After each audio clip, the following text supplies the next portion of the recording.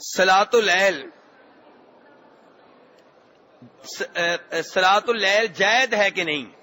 رمضان میں جو نماز آخری 3 دن پڑھی جاتی ہے شبینہ، میرے بھائی رمضان کی آخری 10 راتوں میں نبی علیہ الصلوۃ والسلام پوری رات جاگتے تھے. ان کے علاوہ آپ کی سنت کیا ہے کہ پوری رات جاگنا نہیں چاہیے. پوری رات جاگنا عبادت کے لیے آپ نے اسے ناپسند کیا ہے. عبادت کے لیے پوری رات جاگنا مسلسل روزانہ کی بنیاد پہ آپ نے اسے ناپسند کیا ہے. ایسے صحابہ کرام کے اوپر آپ ناراض ہوئے جنہوں نے اعلان کیا تھا کہ ہم روزانہ ہر رات اللہ کی عبادت کریں گے، سویا نہیں کریں گے. تو یہ غلط ہے. لیکن رمضان کی آخری جو 10 راتیں ہیں ان میں آپ کی سنت ہے کہ پوری رات اللہ کی عبادت کی جائے. تو یہ عبادت آپ پوری رات کر سکتے ہیں، اور قرآن پاک پورا ختم کرنا چاہیں تو 3 راتوں میں ختم کرنے کی اجازت ہے، 3 سے کم میں نہیں. لیکن تلاوت اچھے انداز میں ہو، یہ نہیں کہ نون کی سمجھا لی یا لمون تا لمون بس باقی کوئی پتہ نہیں ہے. قرآن پاک کو یہ سمجھ کے پڑھیں کہ اللہ کا کلام ہے. کس کا کلام ہے؟ اور اللہ سن رہا ہے. اللہ کا کلام ہے اور وہ سن رہا ہے. اگر کاٹ کاٹ کر پڑھیں گے تو اللہ راضی نہیں بلکہ ناراض ہوگا. اور آپ پڑھ رہے ہیں اللہ کو راضی کرنے کے لیے اور طریقہ وہ اختیار کیا جس سے وہ ناراض ہو جائے، تو یہ اچھی بات نہیں ہے. میرے گھٹنے کا آپریشن ہوا ہے، کرسی پر نماز کیسے پڑھنی ہے؟ کرسی پر بیٹھ کر ادا کی جائے گی یا قیام ضروری ہے؟ میں نے یہ مسئلہ جس مفتی صاحب سے پوچھا تھا ان کا فرمانا تھا جب آپ معذور ہو گئے ہیں تو اب آپ کو کرسی پر بیٹھ کر نماز ادا کرنے کی اجازت ہے. میرے بھائی گزارش یہ ہے کہ جو کھڑے ہو کے نماز نہ پڑھ سکے وہ بیٹھ کر پڑھ سکتا ہے. بیٹھنے کی سب سے اچھی حالت کیا ہے کہ آپ ویسے بیٹھیں جیسے آپ اتحیات میں بیٹھتے ہیں. کیسے بیٹھیں؟ جیسے آپ، کیونکہ یہ نماز میں بیٹھنا ثابت ہے اس انداز سے. یا پھر آپ 4 زانو ہو کر بیٹھیں، وہ بھی نبی علیہ السلام سے ثابت ہے. جب نماز بیٹھ کر پڑھنی ہے تو یا اتحیات کی حالت میں بیٹھ جائیں یا 4 زانو ہو کر بیٹھ جائیں. یہ بیٹھنے کی وہ حالتیں ہیں جو حدیث سے ثابت ہیں. لیکن اگر ان حالتوں میں بیٹھتے ہوئے آپ کو تکلیف ہوتی ہے تو پھر آپ جس طرح بیٹھ سکتے ہیں بیٹھ جائیں. ایک بات. دوسری بات، جب آپ بیٹھ کر نماز پڑھیں گے تو بیٹھنے کی اجازت سے اتنا فائدہ اٹھائیں جتنی آپ کی مجبوری ہے. مثلا آپ سجدے میں نہیں جا سکتے، ٹھیک ہے آپ کرسی میں بیٹھ جائیں، کرسی پہ بیٹھ کے سجدہ کر لیں. لیکن آپ رکوع کرسی کے بغیر کر سکتے ہیں تو کھڑے ہو کے کریں، اور قیام اگر آپ کرسی کے بغیر کر سکتے ہیں تو وہ کھڑے ہو کے کریں. جتنا نماز کا عمل آپ کھڑے ہو کے کر سکتے ہیں وہ کھڑے ہو کے کریں، اور جتنے نماز کے حصے میں بیٹھنا آپ کی مجبوری ہے اس میں آپ بیٹھ سکتے ہیں. اور کوشش کریں کرسی وہ ہو جس کرسی سے صف بندی کو تھوڑے سے تھوڑا نقصان ہو، کم سے کم نقصان ہو. ایسی کرسی نہ ہو کہ جس سے صف بندی کو بہت زیادہ نقصان ہو.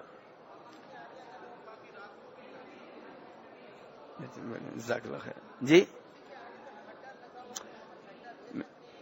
میری گزارش یہ ہے پہلی تو کہ میرے بزرگ جو زبانی سوال کرتے ہیں میں ان کی عزت کرتا ہوں، میرے بزرگ ہیں، اور میں یہ بھی سمجھتا ہوں کہ یہ دین سے ان کی محبت کی دلیل ہے. لیکن اس طرح ترتیب باقی نہیں رہتی. جن بھائیوں نے لکھ کر سوال بھیجے ہیں ان کے سوال پیچھے رہ جاتے ہیں. بہرحال ان 2 بھائیوں کے سوالوں کا میں جواب دے دیتا ہوں، اس کے بعد کوئی بھائی زبانی سوال نہ کرے، لکھ کر بھیج دیں. آپ کہیں گے کہ جو سوال ہم کر رہے ہیں اس کا تعلق اسی سوال سے ہے جس کا آپ جواب دے رہے ہیں.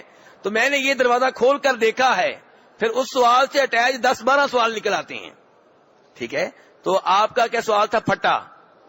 جی سجدہ جو ہے وہ آپ پھٹے کے اوپر نہیں کریں گے. کرسی کے اوپر اگر آپ بیٹھے ہیں تو سجدہ آپ ویسے نیچے سر جھکا کے کریں گے، کسی پھٹے کے اوپر سر نہیں رکھیں گے. ٹھیک ہے، اس سے روکا گیا ہے. اور ان کا سوال یہ کہ مزدلفہ کی رات بھی نہیں جاگیں گے. جی ہاں، مزدلفہ کی رات آپ نہیں جاگیں گے کیونکہ نبی علیہ الصلوۃ والسلام نے مزدلفہ کی رات سو کر گزاری ہے. بعد میں آنے والے کئی عبادت گزاروں نے اپنی کتابوں میں ترغیب دی ہے کہ مزدلفہ کی رات جاگ کر گزارنی چاہیے، اللہ کی عبادت کریں، جبکہ یہ نبی علیہ السلام کی سنت کے خلاف ہے. ٹھیک ہے. اسی لیے کتابیں پڑھتے ہوئے یہ نہیں دیکھنا چاہیے کہ جس نے لکھی ہے کتنا عبادت گزار تھا. یہ دیکھیں کہ نبی علیہ السلام کا حوالہ موجود ہے کہ نہیں موجود, اور حوالہ ہے تو کس حدیث کا ہے, بخاری شریف کا ہے, مسلم شریف کا ہے, یا کوئی من گھڑت روایت ہے, ضعیف روایت ہے. کیا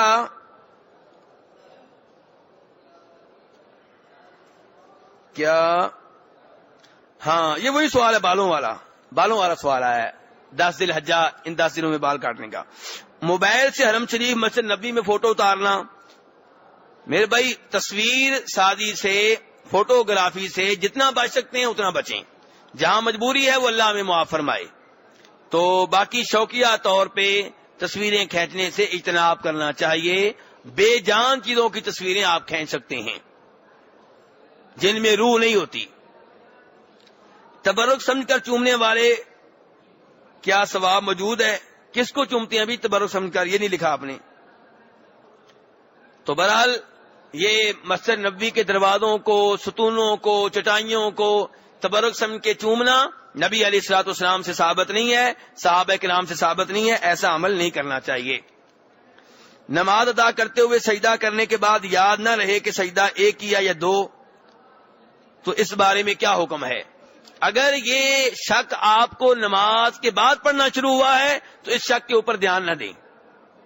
اگر نماز کے دوران ہی شک پیدا ہو گیا ہے تو پھر آپ اس رکعت کو دہرائیں. اس رکعت کو آپ کیا کریں؟ دہرائیں, کیونکہ سجدہ رکن ہے, اس کے بغیر نماز نہیں ہوتی. تو وہ رکعت دہرائیں اور اس کے بعد پھر 2 سجدہ سہو آپ کر لیں. میرا بھائی میرے حصے کی زمین نہیں دے رہا, اس کے لیے کیا حکم ہے؟ اس سے کیس کر کے لے لوں یا نہ لوں؟ بھائی مجھ سے پوچھیں گے تو میں تو کہوں گا کہ نہ لیں, بھی معاف کرنا بہتر ہے. لیکن آپ کا حق ہے, آپ لینا چاہیں لے سکتے ہیں. یہ تو آپ نے فیصلہ کرنا ہے کہ آپ کیا کرنا چاہتے ہیں. آپ کا حق ہے, لینا چاہیں تو آپ لے سکتے ہیں. لوگوں کو درمیان میں ڈالیں, سمجھدار لوگوں کو, علماء کو, قرآن و حدیث سمجھنے والے لوگوں کو, جو اسے قرآن کی آیتیں بتائیں, احادیث بتائیں, اور بتائیں کہ کسی کی زمین کے اوپر قبضہ کرنے کا روز قیامت کیا گناہ ہوگا, کیا وبال ہوگا. جب امام نماز میں تلاوت کرے تو مقتدی کیا کرے؟ مقتدی اس وقت خاموش رہے سوائے سورہ فاتحہ کے. جب سورہ فاتحہ پڑھی جا رہی ہو تو اس کے پیچھے پیچھے آپ بھی پڑھیں, لیکن دیگر صورتوں کی جب تلاوت ہو رہی ہو تو پھر آپ تلاوت نہیں کریں گے. جب نماز زور اور اثر ہو تو مقتدی کیا پڑھے؟ زور اثر میں آپ فاتحہ بھی پڑھیں گے اور دوسری صورت بھی پڑھیں گے پہلی 2 رکعتوں میں, اور آخری 2 رکعتوں میں آپ صرف فاتحہ پڑھیں گے. حضرت علی نے جناب عثمان کا جنازہ کیوں نہیں پڑھا تھا؟ کیوں جی؟ کون سا بھائی بتائے گا کیوں نہیں پڑھا تھا؟ بھائی کا سوال ہے کہ جناب علی نے جناب عثمان کا جنازہ کیوں نہیں پڑھا تھا. ہاں جی, اور پہلے یہ تو ثابت کریں کہ واقعی نہیں پڑھا تھا. یہ بیٹھے بٹھائے آپ کہاں سے بات لے آئے, یا ان سے لی ہے جو صحابہ کرام کے ویسے ہی دشمن ہیں؟ تو ایسی کوئی بات نہیں ہے. صحابہ کرام میں بڑی مثالی محبت تھی. جب جناب عثمان کو فسادیوں نے گھیر لیا تھا, گھر کا محاصرہ کیا ہوا تھا, تو جناب علی کے بیٹے کئی دفعہ آئے ان کا دفاع کرنے کے لیے, خصوصاً جناب حسن ابن علی رضی اللہ تعالیٰ عنہ. لیکن جناب عثمان خود انہیں واپس بھیج دیتے تھے کہ میں نہیں چاہتا کہ میری وجہ سے مدینہ میں قتل و غارت ہو. ایام تشریق کی وضاحت فرمائیں. ایام تشریق کون سے ہیں میرے بھائی؟ بتائیں. 11, 12 اور 13. اور مسلم احمد کی حدیث ہے, آپ علیہ السلام فرماتے ہیں کہ یہ دن کھانے پینے کے ہیں اور اللہ کے ذکر کے ہیں. ان دنوں کھانا پینا چاہیے, جانور ذبح کیے ہوئے ہیں آپ نے, گوشت کھائیں, اور اللہ کے ذکر کے دن بھی ہیں گے. تکبیریں کہتے رہیں, ان دنوں میں اللہ کا ذکر کرتے رہیں. وَاذْكُرُوا اللَّهَ فِي أَيَّامٍ مَّعْدُودَاتٍ. اور ان دنوں میں روزہ رکھنا منع ہوتا ہے, لیکن وہ روزہ رکھ سکتا ہے جو حج تمتع کر رہا ہے یا حج قران کر رہا ہے اور قربانی نہیں کر سکا, قربانی کی طاقت نہیں ہے اس کے پاس, تو وہ ایام تشریق میں یہ روزے 3 رکھ سکتا ہے, باقی 7 گھر میں جا کے رکھ لے.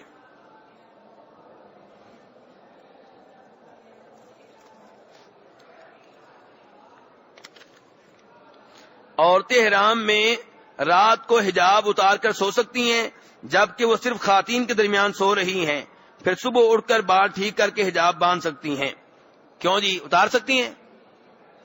میرے بھائی، مردوں کا احرام ہو یا عورتوں کا، سارے اپنا احرام اتار سکتے ہیں، اس میں کوئی پابندی نہیں ہے۔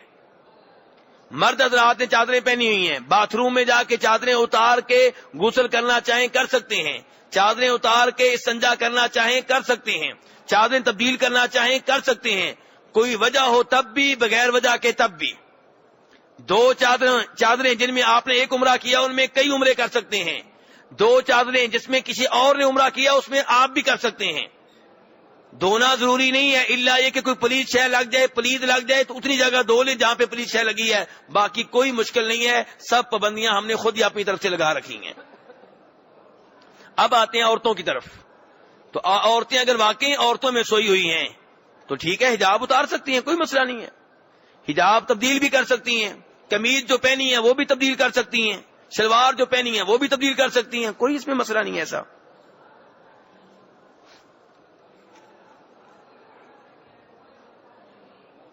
یوم عرفہ کا روزہ دوسرے ملکوں کے لوگ کب رکھیں گے؟ سعودیہ کے مطابق یا اپنے اپنے ملکوں کے مطابق؟ کیوں جی، اپنے اپنے ملکوں کے مطابق۔ اور اس کی میں آپ کو موٹی سی ایک دلیل دیتا ہوں جو ہر ایک کی سمجھ میں آ جائے گی۔ یہ موبائل، یہ واٹس ایپ، یہ چیزیں تو اب آئی ہیں، اور اسلام کب سے ہے؟ 1400 سال پہلے سے، 15ویں صدی چل رہی ہے۔ تو 100 سال پہلے پاکستان کے لوگ عرفات کا روزہ کیسے رکھتے تھے؟ حاجی کا انتظار کرتے تھے کہ 6 مہینے بعد آ کے بتائے گا کہ کب روزہ رکھنا ہے؟ نہیں میرے بھائی، آپ اپنے حساب سے 9 تاریخ کا روزہ رکھیں گے۔ ذی الحجہ کے کتنے روزے ہیں؟ کیا حاجی صاحبان بھی رکھ سکتے ہیں؟ جی ہاں، حاجی بھی رکھ سکتے ہیں۔ ذی الحجہ کے روزے 9 ہیں، پہلی تاریخ سے لے کے 9 تاریخ تک، اور ان میں سے سب سے بہتر جو روزہ ہے وہ 9 تاریخ کا ہے، لیکن 9 تاریخ کا روزہ حاجی نہیں رکھیں گے، باقی 8 وہ بھی رکھ سکتے ہیں۔ 9 تاریخ کا روزہ حاجی نہیں رکھیں گے کیونکہ نبی علیہ السلام نے نہیں رکھا تھا۔ زیر ناف بال کیا صرف شرمگاہ کے ارد گرد جو ہیں صرف وہی صاف کرنے کا حکم ہے؟ جی ہاں، زیر ناف بالوں سے مراد وہ بال جو شرمگاہ کے اوپر ہیں اور جو اس کے دائیں بائیں متصل ہیں، لیکن اگر کوئی ناف سے شروع ہو جاتا ہے تو کوئی مسئلہ نہیں ہے، لیکن جو بنیادی طور پہ مطلوب بال ہیں یہ وہ ہیں جو شرمگاہ کے اوپر ہیں، جو شرمگاہ کے ساتھ ساتھ متصل چلے جا رہے ہیں، درمیان میں خالی جگہ نہیں آئی۔